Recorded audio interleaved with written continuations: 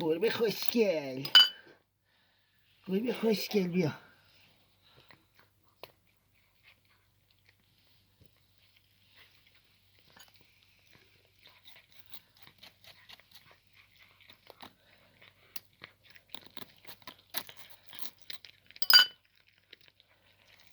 گربه خوشگله در حال خوردن گردن مرغ پخته شده یا نیم پس.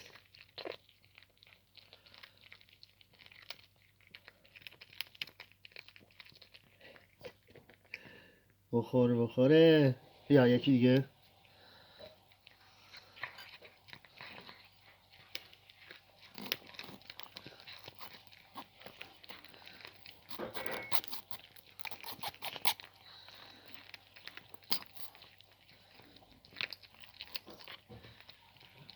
گردن مرغ خوب نیست، نخورید.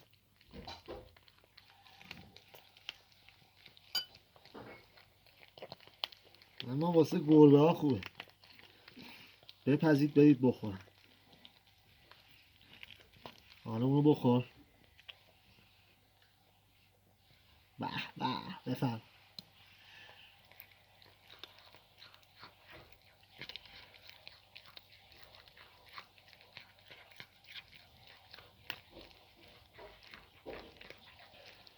پیشی پیشی مو طلایی، چشمای آبی داری.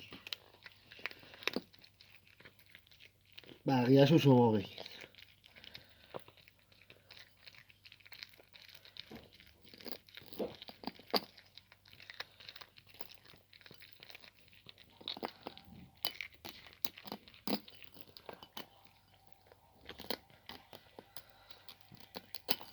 همش برای خودته، نتر خفه نشی.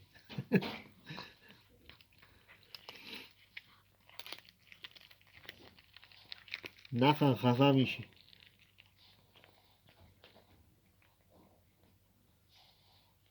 یا آخریش تموم.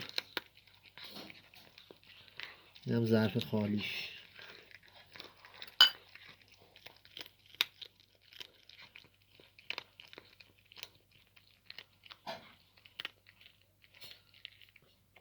خب پیشی بای بای.